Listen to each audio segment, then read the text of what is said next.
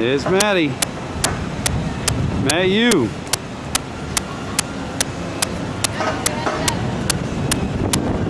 Kelly Rose. Going down the Grand Allée. Champs, Quebec.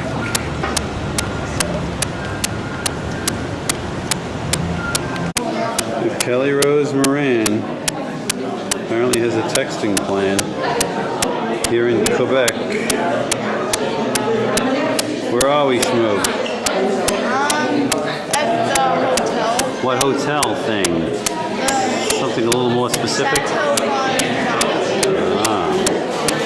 There's David Wright. What are you doing away from the Mets, bud? Don't they need you?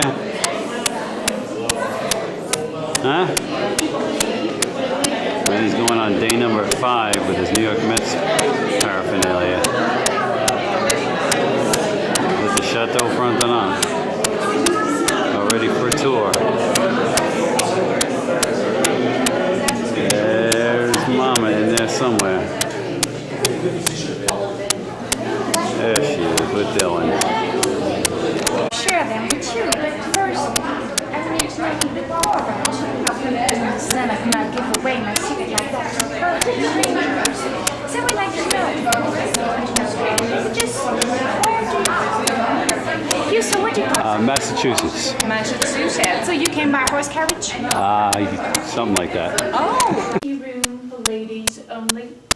So gentlemen, you're really lucky today. The shape is really romantic as well. We are in a small tower right now. The crystal chandeliers, the 2 decorative fireplace, and of course the beautiful view it offers on the St. Lawrence River. Speaking of the view, let's have a look at the windows over here. Actually, those are foundation, but of the first castle. You see, with this view on the St. Lawrence River, Samuel de Champlain, the founder of the city of Quebec, noticed this site was really strategic for to build a defensive castle. Wake up, Ruby. Pour toute autre activité en plein air. Ils sont très accessibles. En dedans de 15-20 minutes, nous sommes rendus dans les montagnes. Donc pour le ski, c'est très très pratique pour les gens. Hi, Perky. Now, all of these facilities that you're about to see on the right hand eating? side, they're part of the South Shore as well. They're on the starboard side. Yummy. You notice a series of facilities here. These are large gray hangars. See a few dry docks here and there. Some very tall white cranes. So right now they've begun the production, the construction. You can't tell, they're working inside the hangars right now because they're cutting the different sections of the hull that will be assembled. And next spring, they'll bring up all the dry dock area. They'll start to work on the actual bonding of the frame of the ship. So you'll see them at work later on. And that is where, so over there on the south side of the island, that's where the main channel is. We call that the tall ships channel. We have that here about 38 to 160. So it's deep enough for very imposing ships such as the Queen Mary 2. Alors, juste au passage, ici à notre droite, on peut voir la pointe ouest de l'île d'Orléans. On est plus de la canne. We don't bother. There's no ships allowed. No bigger ships now. In winter, we don't operate. So there's no shipping here on the north side of the island. So this will be completely from shore to shore. We'll wind up at some point during our coldest month of February. You can wind up there with a layer of ice that is 2.5, almost 3 feet thick. So There's our hotel. And people will come down to fish in the ice, or to scale, or to walk across, and you can find horse rocks or with dogs and stuff.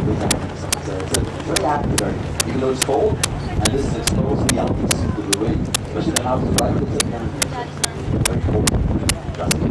But people will participate in it. But the main channel has to be, free at its heights, and that's why we have ice during the winter season. Remarquez cette parenthèse, la première is divided into 6 parishes, including this huge town here to the right called Saint-Denis. Now, many historians in Quebec consider this little village as one of the oldest towns in the whole province, not just the region, but the whole province. Why? Because as early as 1634, 1635, when the arrived, the first wave of settlers arrived. This is where they landed, right on the tip of the island, and they explored the area. And this turns out was one of the most fertile parts of the island.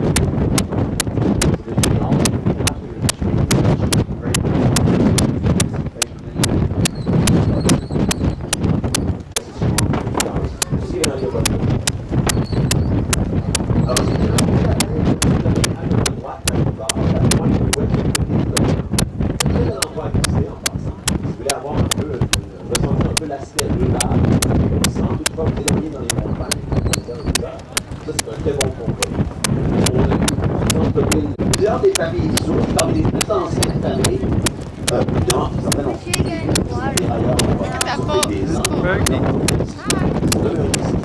There's Dylan. Hi, Dylan. There's Matthew. Where's your hat? Oh, look at this little thingy. There's Shmoopy. Hello, Kelly. That's your lollipop. That's your lollipop. They falls.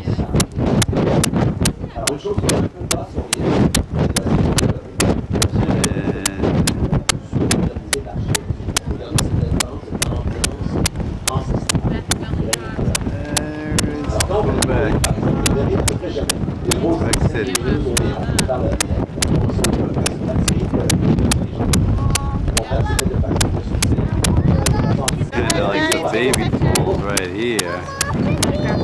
And then there is. You know, we get an average flow here of waterfall of 30 to 35,000 liters of water per second. If you wondered, do we still use the power used by the waterfall? The answer is no. Et elle a alimenté pendant plusieurs années par la suite nos premiers tramways du Vieux-Québec, ainsi que des beaux lampadaires en forme d'arche qui éclairaient à l'époque la base du château. Et je montrerai en plus de la deuxième moitié de la troisième. On a construit des barrages plus imposants au nord de la France. Now, before we lose sight of the waterfall, I want to show you a couple of things. First of all, if you look at the waterfall and then to the left of it, you'll see a big white building at the top of it that we call the Manoir Montmorency, the Montmorency Manor House. Now, that houses a couple things. There's a beautiful art gallery inside, a dining room on the edge of the cliff overlooking the waterfall. So at night, when they light it up during the weekdays, very beautiful view. And tomorrow night, a special event. Now, we have every year here a fireworks competition. Different teams from different countries will come every year, and for a certain period of time, they'll participate in this fireworks display. There's a show with music and the fireworks, and we use the waterfall as a background. It's very, very beautiful. So this year we had 5 countries. We had Australia, they began the competition a few weeks ago. But Australia, then China, then England, moved back. You see that building here to the right at the top, the bell tower and those flags? There's a street up there called Rampart Street. Yeah. That's where a lot of people choose to go. Up, slightly up. But if you will walk here, here's the actual music. You'll hear a little bit from there, but if you want to get a good quality of sound, you might want to bring a little walk. And that's what they'll play on 88.3 CKI-FM. They'll usually play the soundtrack here. Alors, remarquez le silo avec granit, donc toute la structure de ce silo, on observe du côté de l'édifice, le côté qui fait face à lui, face à la ville, comme un écran géant, sur lequel on va projeter en fait des séries d'images dans le cadre d'un spectacle. Un spectacle qu'on appelle le Moulin aux images, qui est l'un des faits saillants, des faits significatifs. C'est Robert Lepage qui présente ce magnifique spectacle, qui est une revue des 400 ans de Québec, en images et en son. Très bien. C'est voir ça. Et il peut avoir accès à la hauteur de cette façon. Now, as we pass the Chateau Pomeray, you'll start to see some of the Coast Guard facilities over here at pier level. Vous allez voir aussi au niveau des quais, des installations à la garde côtière. Alors, il n'y a aucun brise-glace présent. Je vais vous en montrer quelques-uns, on en a pas présentement. Parce que l'été, souvent, ces bateaux seront appelés à aller dans le Grand Nord québécois, canadien, pour participer à des programmes de recherche scientifique, biologique ou environnemental, pour aller recueillir des données sur les phénomènes naturels qui nous affectent de plus en plus. C'est un détachement qui descend de énormes villages de glace. Évidemment, ça s'échauffe rapidement, donc les gens vont analyser cela. Or, l'hiver, par contre, leur mission est toute différente. Une autre mission. Déglacer le fleuve, déglacer le col, tuer la rivière, ça a été contre le gaz. Alors, normalement, on aura 4 brise-glaces ici basées à Québec. Le flotte de 17 brise-glaces. Brise-glaces, par contre, possède de ça. Now, usually we have here, right along the pier, at least 3 to 4 icebreakers for the Coast Guard space. 4 of these icebreakers are part of the 17 icebreakers that the Coast Guard possesses. That's their fleet icebreakers. During this, so we have 4 icebreakers usually that are based here. So all these are Coast Guard facilities. Now, if you look up here, you'll notice also this very large and very steep cliff in the background. Now, Now we call this symbolically the Cape Diamond Cliff. Okay, this is a reference to an old legend that concerns Jacques Cartier, our first French explorer, who arrived here on his first of three trips in 1534. Now, according to the legend, as he was approaching Quebec, some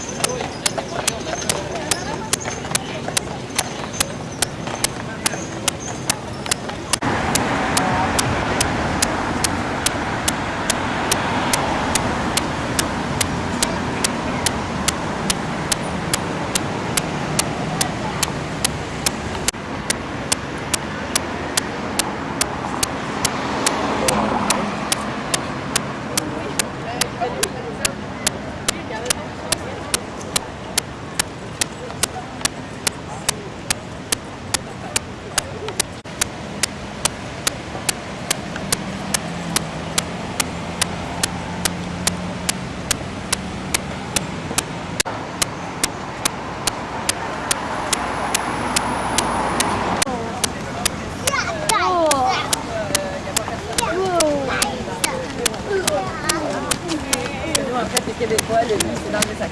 Ah oui, on est comme ça.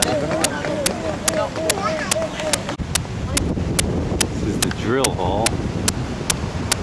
Apparently caught on fire.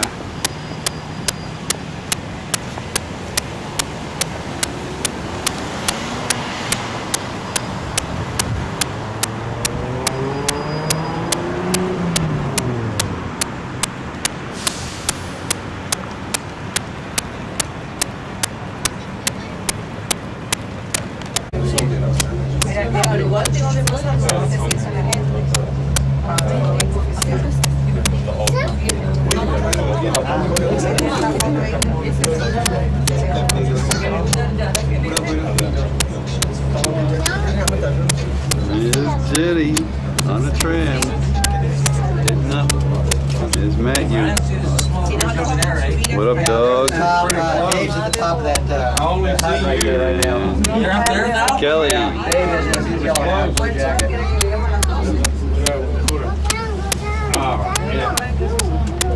Mom! Thank you. La niña es más ancha, There. pero más baja me parece. Sí. Lo que pasa no. Hey, I bet they beat us, guys. I bet they beat us. Won't they be proud? But you know it's gonna kill them, make it faster than us. I think that's them right up on the top. He's at the first hut there, Dave is. Dave's at the first hut?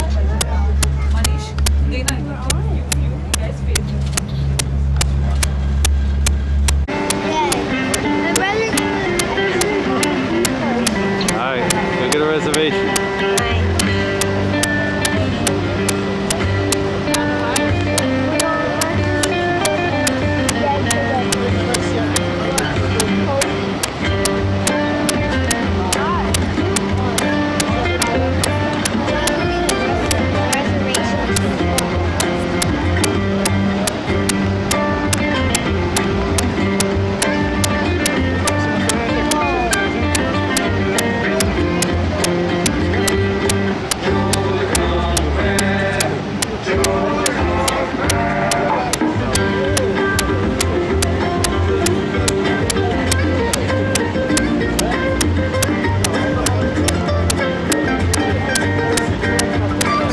On the boat, came out to that bridge. And the other night at the fireworks, we were right down there. Seating right there. Section 6. People sitting out on this island watching the fireworks. Doesn't look like much of anything right now.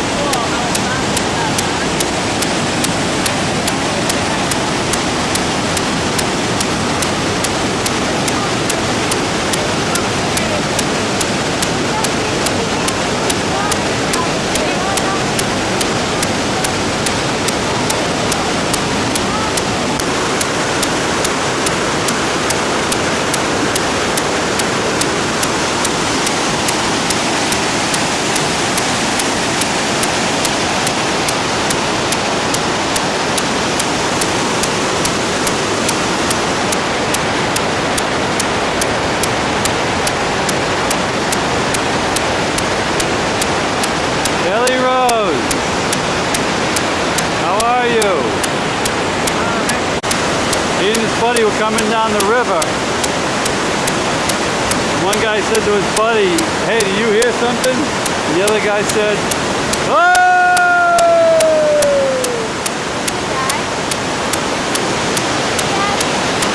Nah, they made it.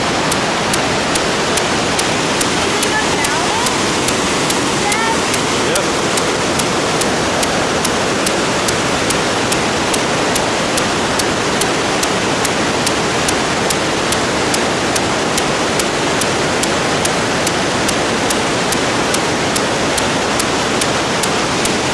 That would be a fun ride.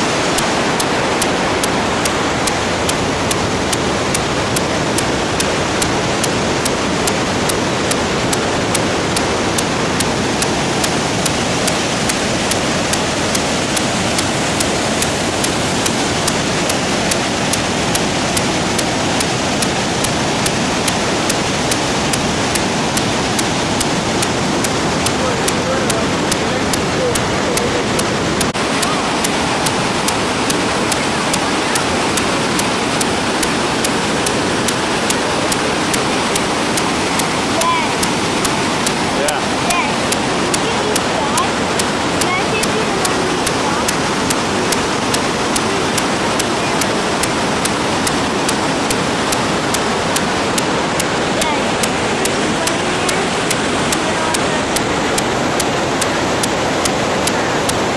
Yeah, there you are, having a nice canoe trip, and all of a sudden, whoa!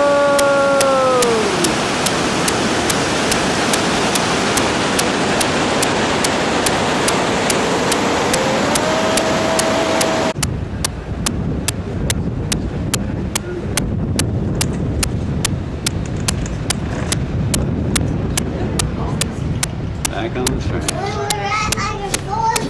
I'm going to give it video, okay? Turkey. The best view is from over here. Dylan John. Hi, Dylan. How are you? Best view. Schmooby Dooby. And Anchor Falls. In Iker Falls. And there's Mafo. Favo.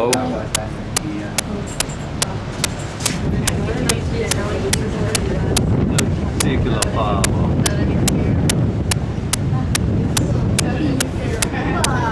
I wonder if that land is for sale. This wasn't as high though as you guys took up that mountain. Even up the mountain wasn't just like straight, it was like.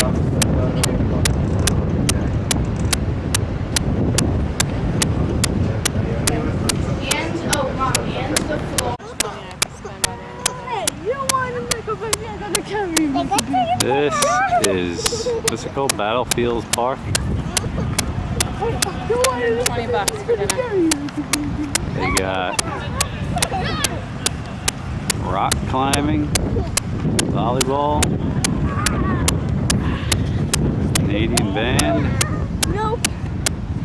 Huge field. They got inline skating around the whole field. Nice all-weather track. About a mile all the way around.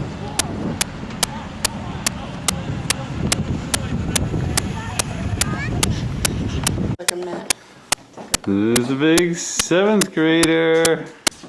Kelly Rose Moran. We have to take it outside, it's so embarrassing. Kelly, nobody's even taking the bus. Embarrassing. Just get out there. You're already there, so we gotta go. I don't have my backpack. There's my Kelly Rose. Alright, good. There's the schmoopster. And she's running off. That's okay, let's go. Let's go. Let's There he is, folks. The big 4th grader. Mrs. Wolf is awaiting this young man as he enters the 4th grade at the age of 9. Turning 10 in Whoa. October. And what do you got on there, son? The enemy. Donovan McNabb. Apparently Matthew forgot he was a Giants fan. He's right rifled through all of his waffles. He's got a hearty breakfast in him and now chewing on a Flintstone chewable. Gonna down the rest of that milk and he is ready for school. Ready for learning. Got a lot of buddies in school. Who's in your class? Quinn. Steven. Carson. Mm-hmm. That's it. I'm sure there'll be more. Got a bus to catch in 45 minutes. And then it is the start of another school year. Oh, and Dad? For Matthew. Dad? Yeah.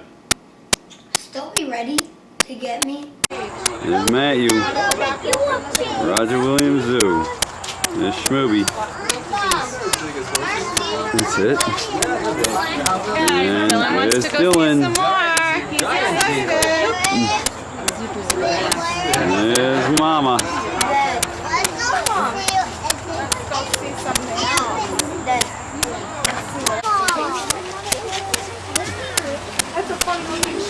There's Dylan. What do you see there, Dylan? Cheese. What are you looking at? Just talk, you don't have to say cheese. But tell Daddy what you say. I see a ghost. A ghost. Go. A goat. Go. It's a sheep. Barbary sheep to be exact. And look, chirping. See, look, I'll put my hand. Chirp, chirp, chirp. You do it. I'll hold your Baba. Over here, hey!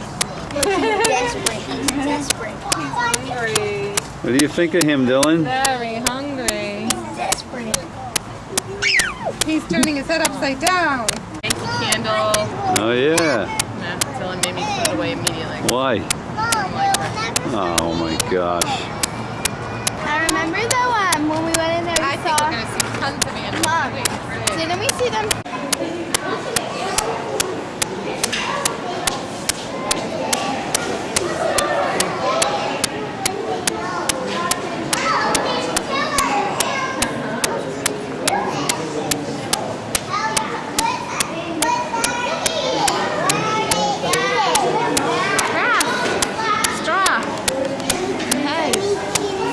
Dylan, what are you looking at? Elephant. Elephants? Are they big? Yep. Do you see the long nose? He just got himself. Oh, he's breathing in water. It's like in his lip. Uh-oh, he's Look at the giraffe. So difficult Daddy-o. to require a voter to show a A picture big ID. 7'5". Kathy, some states do All right, we have got it photo working. ID. In Ohio, you will have to show ID when you show up at the poll. All right, give us a good story from your childhood. Voting rights groups think that photo ID. Harry's Candy Store. Harry's. Pinball champ. Oh yeah. The hockey champ of Harry's. Hockey champ. Right around the corner from my high school, Brooklyn Prep, was a candy store that had one of those hockey machines, you know, where you play with your the spinning figures. Oh yeah. And I had the fastest wrists in the school. I was the hockey champ of Harry's. In a legitimate pressing tournament. And I had the cup. I got a little cup for it. And the cup was upstairs somewhere in the attic. Hockey champ of Harry's. Who'd you have to beat out? Wayne Gretzky. No, just all the kids that wanted to play it. That loved to play it. Were you over there in your choir suit? No. Nope. But I did have to wear a jacket. Were you in the choir? Oh yes. I was in the choir for 3 years. 3, 7, 8, maybe 2.5 years. I wore a cassock and a surplice on every Sunday. And we sang for the 11 o'clock mass. from the choir loft at St. Saviour's Church. Where was that at? 8th Avenue and 6th Street in Brooklyn. It's still there? Oh yeah. Mm. Yep. It's the upper church. Mm. They had the upper church, which was cathedral-like, and they had a lower church. But we sang in the upper church. We came out in teams around the altar, marched up the center aisle, and up to the choir loft. Mm. We sang the entire Mass. And we sang the 7 last words of Christ on Good Friday. Oh boy, that was a session. Boy, we started at 7 last words. 7 last words of Christ. Get me off this thing. Yeah. And that was a long day. We started, gosh, about 10 o'clock in the morning, finished at 3 o'clock in the afternoon. Mm. Singing most of the time. But then we sang on Christmas too. Mm. That was wonderful. Mm. Because from 11 to 12 we sang carols. A whole hour. And the church was packed. Mm. From 11 o'clock we sang the carols for 1 hour, and then we sang the midnight Mass. So that was a long night too. Mm. What grade was that? Well, I started in the, I think around the 6th grade, the second half of the 6th grade, and then both the 7th and the 8th grades. But then, as nature would have it, my voice changed when I graduated from grammar school. I went from a voice soprano to an alto. And then I decided that I had to quit because high school was pretty tough. I had the Jesuits who rammed into me 4 years of Latin. Not just the vocabulary, but the literature too. Caesar. Do you remember any Latin? Oh yeah. I remember What do you got? Publius Ovidius Naso standing in the well of the Roman Senate saying, Carthage must be destroyed. But he said it in Latin, which is Carthago delenda est. That's Latin. Where are you? Mom, we catch in the backyard. And then in many crucifixes you will see atop the main beam the letters IHSV, and that stands for In Hoc Signo Vinces. In this sign you will conquer.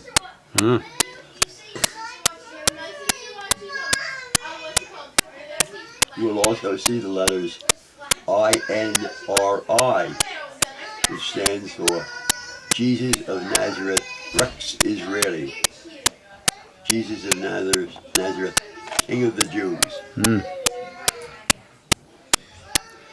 Was that a sign of mockery? No. Well, yes, I guess it might have been, yeah.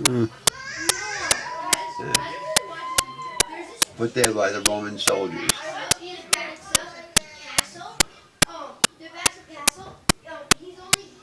What was that story about your buddy that wanted to go out to Belmont Park and you ended up out in Belmont Lake State Park? One of the crazy Italian kids that I grew up with in the Park Slope section of Brooklyn. He was a... now here's this poor Italian kid who hung around the street and actually went on to become a member of the Joey Gallo mob in Brooklyn. The soldier? The soldier, right? And he loved horse racing, but he had one particular love, and that was a filly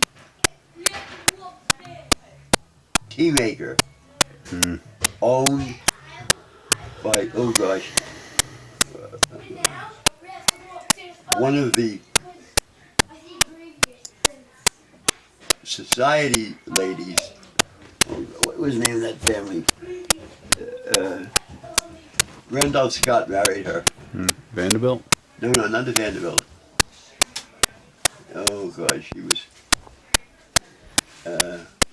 she owned the horse. I forget the name. Hearst? Huh? Hearst? No.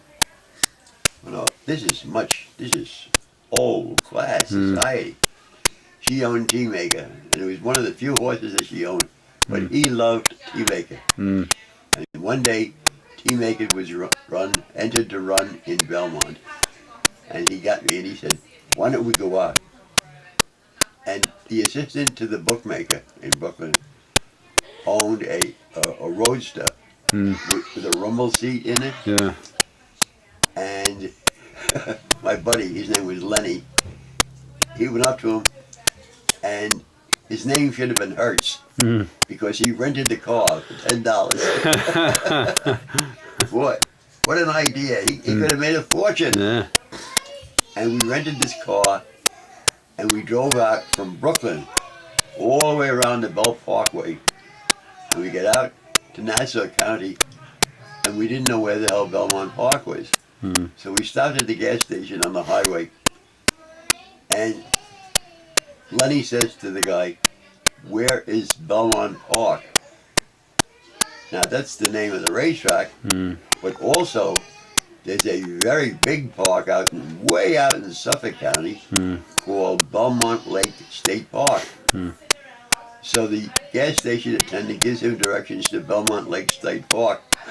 So we drove and drove and drove. We finally get out there. We saw the sign for Belmont Lake State Park. What the hell do two kids from Brooklyn know? And we finally realized we were heading in the wrong direction. We turned around, went back. We got back in time for the Tea Maker race.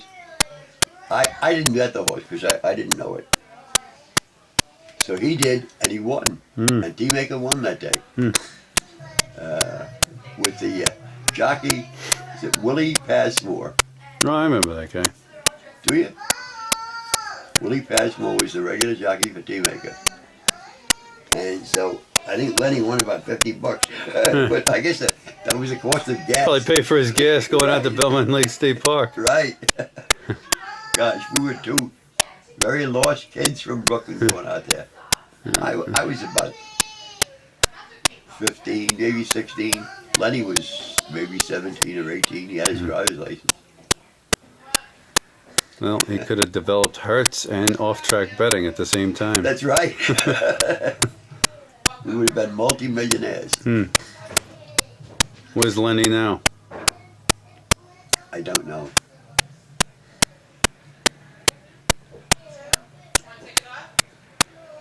I never read anything about any arrests of his. Do you see any of your old buddies from Brooklyn? Very rarely. It's funny. Most of my friends from Rockville Center here run into my old buddies down in Brooklyn. No, really? And as soon as my name is mentioned, they'll say, "Oh, wow, that guy, what a gambler he was." That was my reputation. Big gambler. I felt like Diamond Jim Brady. But actually, one day, I had just hit a big bet with a bookie. I won about $3,000 with it. And the word of it got around the neighborhood very quickly. And the next day I come down to the bookmakers. One of my friends saw me, and he called me the King of 7th Avenue. I didn't feel regal. I just felt rich. The Pope of Brooklyn.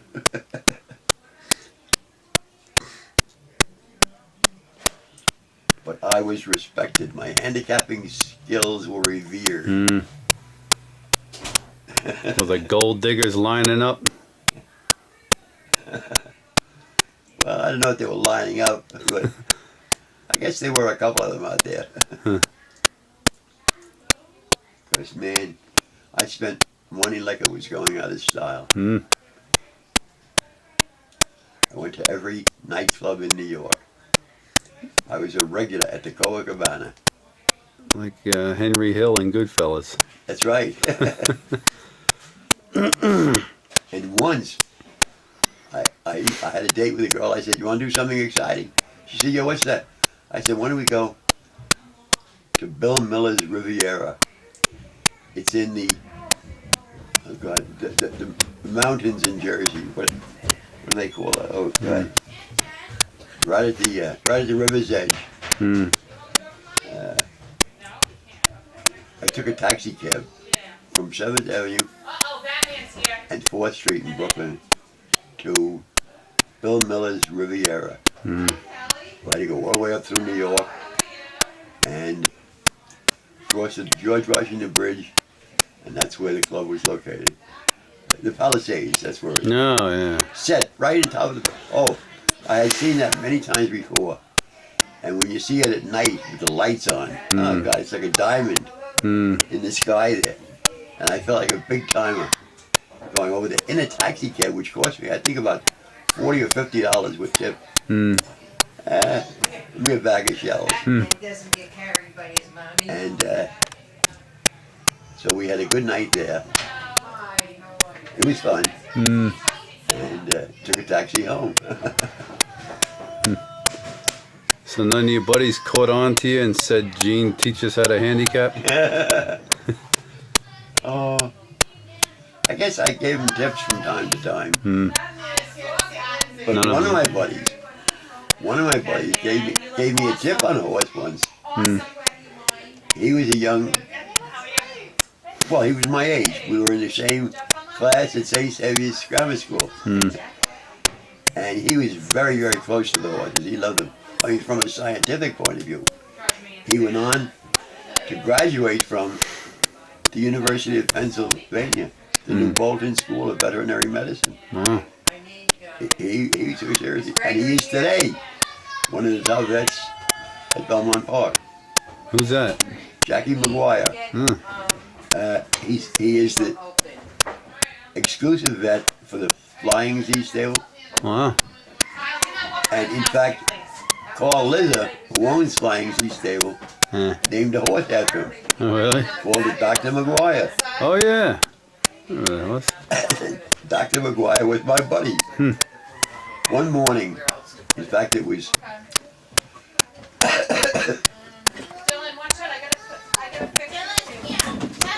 If I put all the food on the table I think around the beginning of August. Oh gosh, I think it was around the beginning of August of 1949.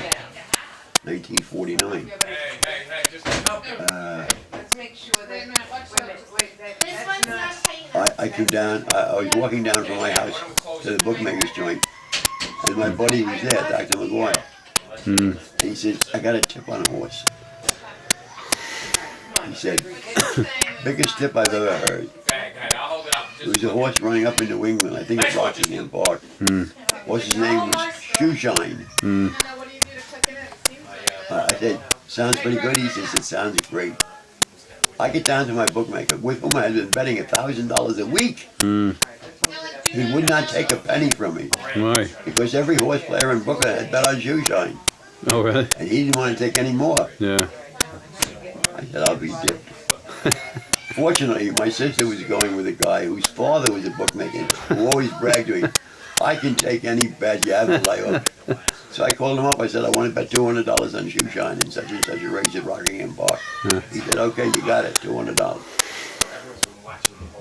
And Shoeshine won and paid $14. You broke up with your sister the next day? No. So, because I hadn't given him the $200, my net return was $1,200. I had to meet him. In fact, he picked me up and took me down to a bar around 3rd Avenue in Brooklyn the next morning to collect. But some guy had been murdered in the alley next to the bar the night before. Hey, Yo. happy birthday! Thank you. Happy almost birthday. Hello, Greg. How are you, sir? All right, we're halfway through a story here. 42 years old. Good. No good yesterday, right? I ran 2nd and 3rd in the big race. I could have had Ravens pass. I hated curling. I just thought he wasn't going to get to the poly track. So, some guy had been murdered next to the bar the night before, and the place was loaded with cops that were all over the place investigating. So I had to wait. We had to wait and wait and wait and wait. And finally, he said, "Come on, let's go in and have a drink." I had not, up to that point, I don't think I had ever had a glass of beer. I go into this bar, and he orders me a glass of beer. And it was the rottenest. It was a hot summer day. And I just couldn't take it. But finally, the bookmaker showed up and paid him off.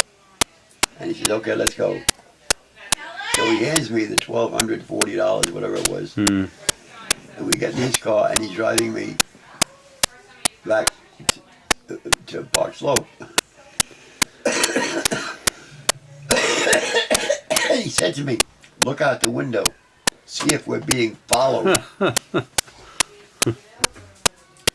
And I said to him, "This is no way to conduct a business." But we got up to my bookmaker's place, and I was so disgusted at the experience. I had handicapped the whole card at the next day. That day, she was showing me on a Friday. And he's taking me back to my bookmaker on Saturday.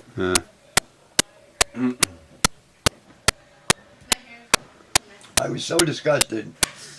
I had made 2 selections from the night before for that Saturday races. One was a horse running at Monmouth Park called Quemadito. And the other was a horse running in the what's the big stake in Saratoga for the older horses? Whitney. The Whitney stake. I had picked both of them because of their workouts. Roundview up at Saratoga had worked up. Oh, it was a mile, I think, either a mile or it could have been 9 furlongs.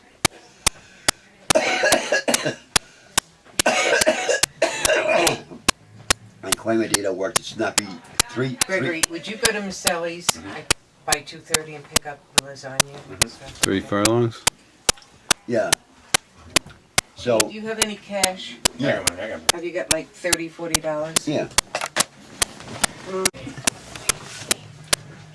So I bet $40 to win on Quemadito and $70 to win on Roundview running in the what race did I say? Up in Saratoga. The Whitney. The Whitney. And then I bet a 10-win, 10-place parlay with those 2 horses. That's how convinced I was that they were both going to win. So my total bet was $130, which was no problem because I had $1,200 from the bookie down in Red Hook. Quemadito won and paid $39 and change.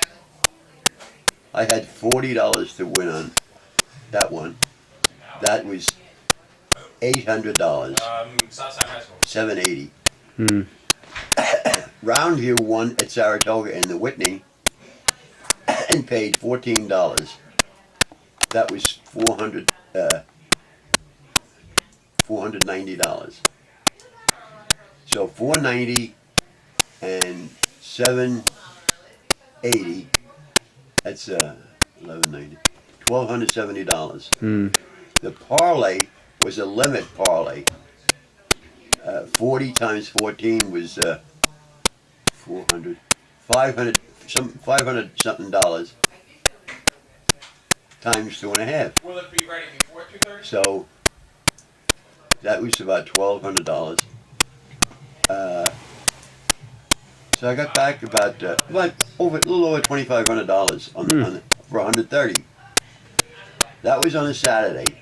The bookies didn't work on Sunday in those days, so I had to go in Monday morning to collect. And as I walked in, crossed the threshold into the bookies area there, he sees me and he puts his two fingers, his thumb and his index finger, into his white shirt that he always wore. And he pulled out 25 $100 bills.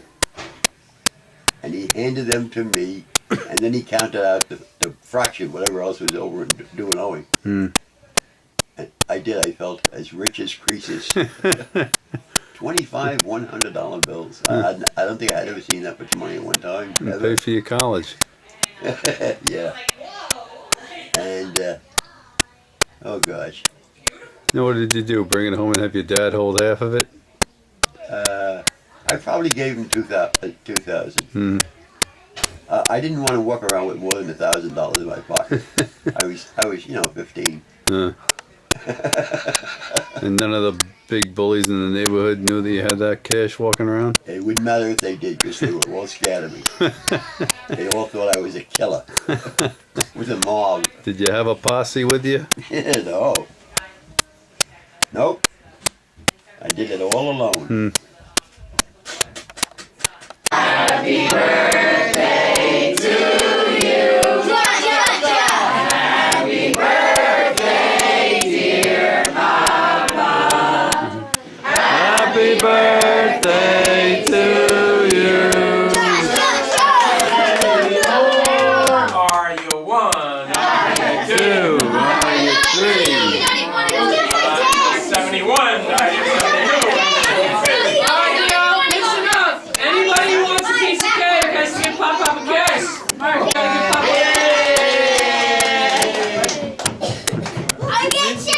We're excited over the cake. It's all about. All right, wait a minute. First, we'll sing to Matthew. Today is Matthew's birthday. Yeah. All right. Matthew who? All right. Let's let Matthew name his cake. No, you're old when you're only 95. Give it to her. Yes. You know, it's size matters. Matt looks like he's about 12 years old today. Hey, easy, Pawnee, easy. Put it on here. Give him the action. I'm not pushing 50. Are you 12? Yeah, but I look 30.